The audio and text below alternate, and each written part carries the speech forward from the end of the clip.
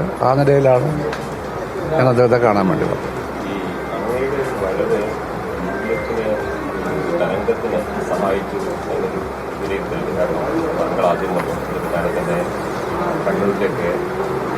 അടക്കമുള്ളവരുടെ മാറ്റം അത് പാണക്കാട് നേതാക്കളൊക്കെ അങ്ങനെ വിലയിരുത്തിയിട്ടുണ്ട്.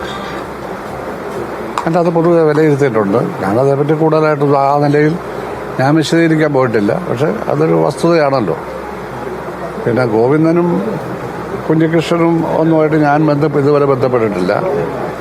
ഞങ്ങളൊന്നും തമ്മിലൊരാശയവിനിമയം നടത്തിയിട്ടുമില്ല. അതിൻ്റെ ഫലമായിട്ടൊന്നുമല്ല. ഞാൻ കാൻഡിഡേറ്റ് പ്രഖ്യാപിക്കുമ്പോൾ ആരുടെയെങ്കിലും പിന്തുണ ഉണ്ടാകുമെന്ന പ്രതീക്ഷയില്ല. പക്ഷെ പെട്ടെന്ന് തന്നെ UDF കോൺഗ്രസ് മുസ്ലിം ലീഗ് പിന്തുണ പ്രഖ്യാപിച്ചു. അത് വലിയൊരു പിന്തുണയായി, അത് താങ്ങായി, തടലായി, അതൊരു വലിയ രക്ഷാകവചമായി. എല്ലാ പ്രവർത്തനവും കോൺഗ്രസ് മുസ്ലിം ലീഗ് നടത്തി. എനിക്ക് ഒരു പോസ്റ്റ് പോലും ഒട്ടിക്കാൻ എനിക്ക് ആരെയും ചുമതലപ്പെടുത്തേണ്ടി വന്നില്ല. എല്ലാവരും തന്നെ ചെയ്തു. ഏറ്റവും കുറച്ച് ഇലക്ഷൻ എക്സ്പെൻഡിച്ചർ നടത്തിയ ഞാനായിരിക്കും കേരളത്തിൽ. ആ നടത്തിയ എക്സ്പെൻഡിച്ചറിൻ്റെ 80% കോൺഗ്രസ്സാണ് ചെലവഴിച്ചത്. അവരാണത് ചെലവഴിച്ചത്.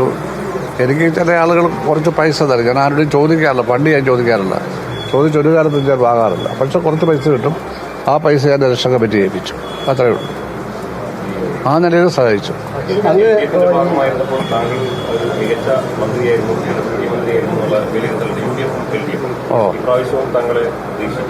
ഇല്ല, ഞാനതേപ്പറ്റി ഒന്നും പ്രത്യേകിച്ച് പ്രതീക്ഷകളോ പ്രതീക്ഷയില്ലായ്മകളോ ഇല്ല. ഞാനതൊന്നും ചിന്തിച്ചിട്ടേ ഇല്ല. ഇലക്ഷന് മത്സരിക്കുക, അത് ജയിക്കണമെന്ന് എനിക്ക് വാശിയുണ്ടായിരുന്നു. കാരണം എൻ്റെ പിന്തുണ ഇല്ലാതെ തന്നെ മുമ്പൊരു സ്ഥാനാർത്ഥി അവിടെ ജയിച്ചു. അയാളുടെ വോട്ട് കുറയ്ക്കാൻ ഞാൻ ശ്രമിച്ചു. എന്താ 10,000-12,000 വോട്ട് ജയിപ്പിച്ചു കൊടുത്ത ശേഷം ഒരു കള്ളപ്രചാരവേല നടത്തി, ഒരു കള്ള അന്വേഷണം കരീമിനെ കൊണ്ട് നടത്തി. അപ്പോൾ എനിക്കൊന്ന് കാണിക്കണമെന്നുണ്ടായിരുന്നു. എൻ്റെ പിന്തുണ ഇല്ലാതെ അവിടെ എങ്ങനെയാണ് ഒരു CPM സ്ഥാനാർത്ഥി ജയിച്ചത് മാത്രമല്ല എനിക്ക് 29,000 വോട്ട് ഭൂരിപക്ഷം. അപ്പോൾ ആരോപണമെല്ലാം വേറെ കള്ളമായിരുന്നെന്നും മനഃപൂർവ്വം എന്നെ അവമാനിക്കുകയും ചെയ്തതാണ്. അത് എൻ്റെ മനസ്സിൽ കിടക്കുകയാണ്. 10-63 വർഷം പ്രസ്ഥാനത്തിനോട് പ്രവർത്തിച്ച എന്നോടാണ് ചെയ്തത്. എന്തിനു ചെയ്തു? സത്യപ്രതിജ്ഞയ്ക്ക് ഒരു സാഹചര്യം അതുമായി ബന്ധപ്പെട്ട ചർച്ചകൾ ഉണ്ടായിരുന്നു. എന്താ മുഖ്യമന്ത്രി സ്ഥാനം? അത് ഞാനല്ല ചർച്ച ചെയ്തത്. അത് ഇവിടുത്തെ രാജ്യത്തെ ഏറ്റവും നല്ല മതനിരപേക്ഷ രാഷ്ട്രീയ പാർട്ടി കോൺഗ്രസ്സാണ്. സെക്കുലർ അസാധാരണമായി വൈകുന്നു എന്ന് തോന്നുന്നുണ്ടോ? അല്ല, ഏറ്റവും വലിയ സെക്കുലർ പാർട്ടി എന്ന് പറയുന്നത് കോൺഗ്രസ്സാണ് ഇന്ത്യയിൽ. കേന്ദ്രത്തിൽ അധികാരത്തിലില്ലെങ്കിലും സെക്കുലർ പാർട്ടികൾ ഏറ്റവും വലുത് അവരാണ്. അത് അവരുടേതായ പ്രശ്നങ്ങളാൽ കാരണങ്ങളാൽ അവർ 2 ദിവസം താമസിച്ചതേ ഉള്ളൂ. അതൊരു മഹാപാതകമാണെന്നൊന്നും പറയാനൊക്കത്തില്ല.